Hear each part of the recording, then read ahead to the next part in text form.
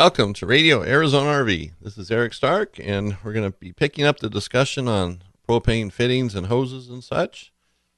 This is episode number 23.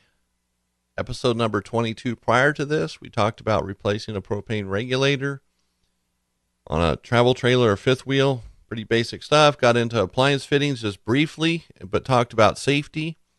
And on that note, always check for leaks when you're done working on your propane system. It's imperative you do that. Use a propane leak detector, something that sprays on, that creates bubbles. So if there's a leak, you'll be able to see it. Do not skip that step and do not rely on your nose to do that. Always double check. So, as I was saying, episode number 22 concluded with appliance fittings that all your appliances in an RV, for the most part, like your refrigerator, stove, water heater, will have a 3/8 male flare fitting on it. That's pretty standard. It's common. It's one of the things you might be able to call standard on an RV. And it's pretty simple. It's self-sealing. The line going to it will have a 3/8 female flare fitting on it. You don't have to use Teflon tape or any kind of sealant on that. So that's pretty straightforward. You don't use those a lot unless you're adding a catalytic heater or something like that to your propane system. And that's something you would do on the back of the refrigerator. You could tie in there. That's one of the common places because it's so easy to access. You'd use a 3/8 flared T in there. Then you'd have a new line running to your catalytic heater, probably with a propane hose or a propane shutoff on there. So if you need to shut it down completely, you can do that. And that's the most common way to do it. And that's typically where that 3/8 flared fitting is used. Some barbecues use that as well. Typically when a barbecue has that fitting on it, it doesn't have a regulator built into it. So your propane tank would have to have the regulator on it. There's all these little scenarios with propane fittings. And that's where my perspective is, looking at this from people coming into the store, wanting to add something to their RV. They want to add a barbecue or they want to add an auxiliary tank, whatever it might be. And so there's all these fittings and ways of doing this. I'll have pictures of all these on our website, so you'll be able to see them and identify them. And I'm not going to get into every little detail here of what you can and can't do. That's not the point of this. It's more to give you some general knowledge. So if you decide you want to do something, you can do it with a little easier, a little less frustration. Sometimes when we don't know what we're describing, we go to the store and, hey, I want to do this to my RV. I want to add a propane fitting here so I can run my Coleman camp stove. Well, the parts guy is going to ask you some questions. Well, how do you want to attach it to your RV? Where, what do you have? A trailer, fifth wheel? Does it already have something on there where you can do this, like a quick disconnect fitting? They're going to ask you some questions. And that's good that they do that. That's for your safety and also figuring out how to do this, how they're going to go about to do this.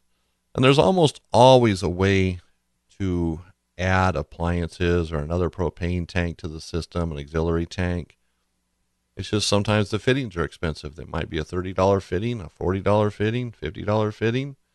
And so the sticker shock sometimes might be a little much for you, but that's reality. That's how much they cost. These are brass fittings. They're precision fittings. And remember to always use high quality ones from companies that specialize in propane, that they don't specialize in other things like dish drainers and holding tank chemicals and door holders and things like that. Go to the guys that know what they're doing, people that specialize in it. So on a lot of things that people want to add, or one of the most common, I should say, is a Coleman style camp stove. And I say the brand because everybody knows what I'm talking about. It has the screw-in bottles that you throw away when you're done using. It has sometimes referred to as it's a throwaway bottle. So the fitting on there might be called a throwaway fitting. The fitting on the end of the bottle that comes made onto it, that's a 1" by 20 fitting. It's a kind of a fine thread fitting, and there's a male and female version of that. Nothing really anything else. They're made with a threaded. They can either be made into a propane hose with a barb fitting, or it can be screwed into a propane hose. Quite often they're just made as part of the propane hose. So if you wanted to go from a from a motorhome and adapt in a Coleman style camp stove, you would need to have an adapter put on your RV that would be before the propane regulator on your motorhome. It would have to be between the shutoff valve and the regulator. And the reason why is the Coleman camp stove is regulated. It has a regulator built into it. That's what the bottle screws into.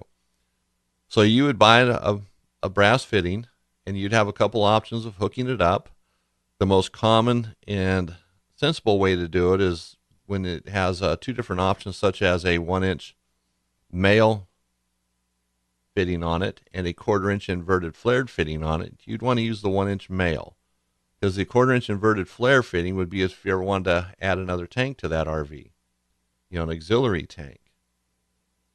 So you would just have a propane hose made, or you would buy one. We make them at our store, and that's why I say that. I don't know if very many stores do, but we make them. We can make just about anything for an RV when it comes to a propane hose.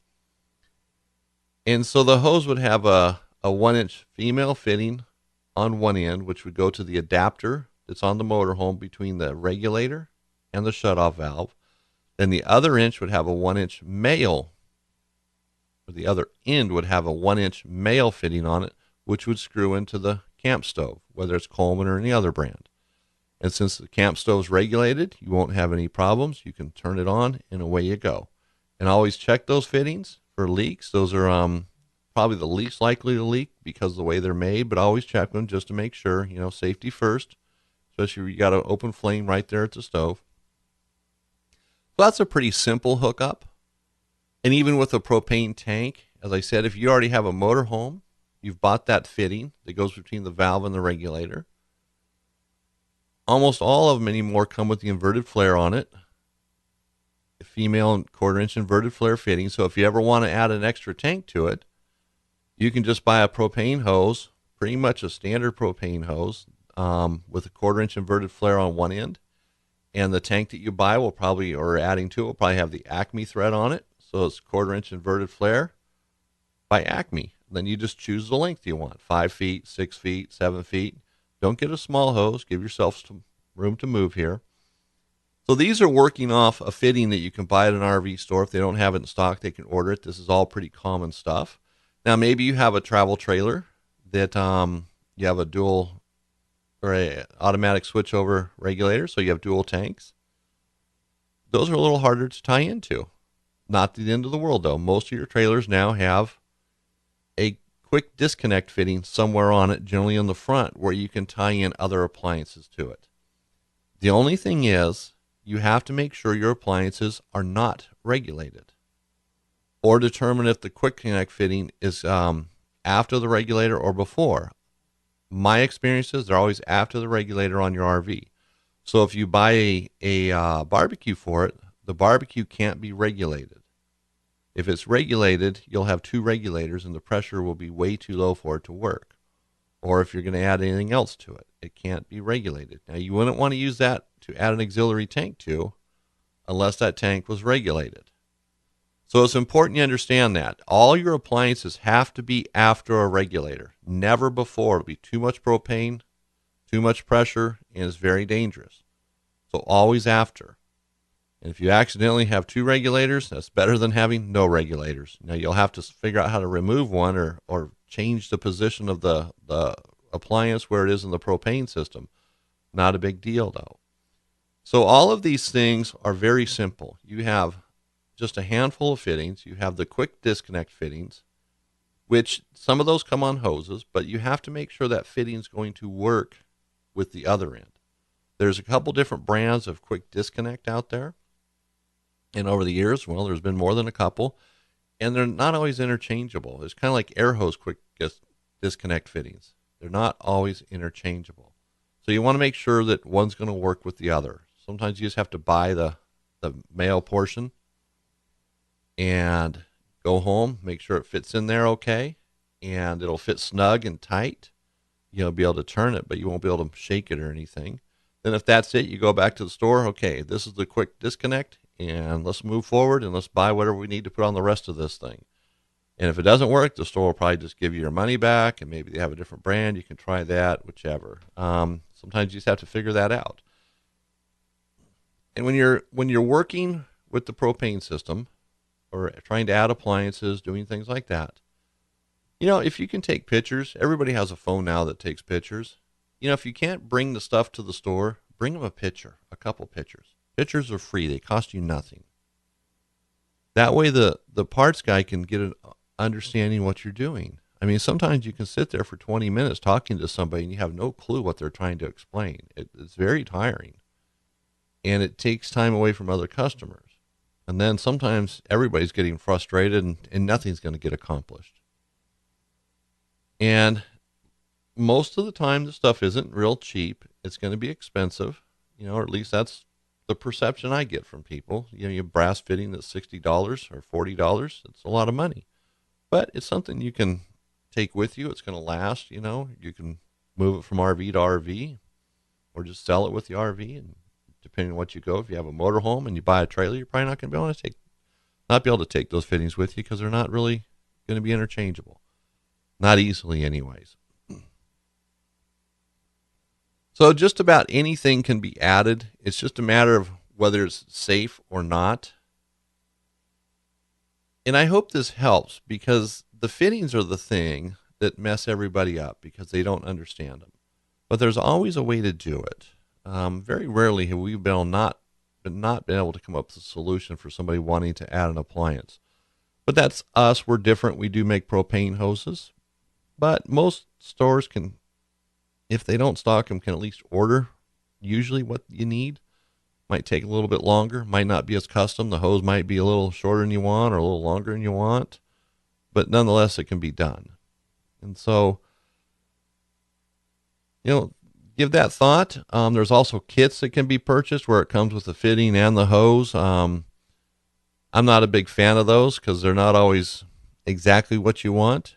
Sometimes they're close but not perfect.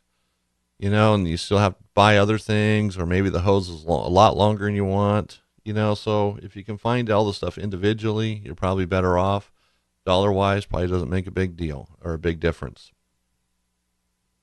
So I'm going to conclude here. I think this covers it in the 2 episodes, this and the previous one. There's a lot more to it. Maybe when it comes to safety and things like that, checking your propane systems. So maybe that will require another episode. I'm trying to just keep this simple, though, for just going to the store and doing some basic things, making some purchases. And that's the point of all the podcasts that I do.